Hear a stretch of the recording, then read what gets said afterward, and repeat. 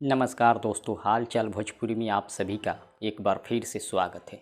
दोस्तों, hit machine trending star Khesari Lal Yadav ji का एक और गाने का पोस्टर रिलीज कर दिया गया है अभी अभी। गाना का बोल है लोनवे पर ले ली। जी हाँ, लोनवे पर ले ली गाना का बोल है।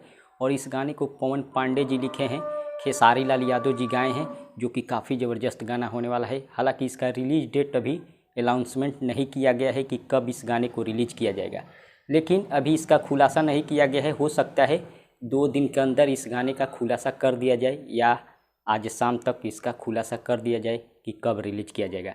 लेकिन ये खुलासा हो गया है कि RS म्यूजिक जंक्शन से इस गाने को रिलीज किया जाएगा। याद रखिए, एक नया चैनल है RS म्यूजिक जंक्शन, उसी चैनल से इस गाने को रिलीज किया जाएगा, जो कि काफ़ी ज़बरदस्त गाना लग रहा है।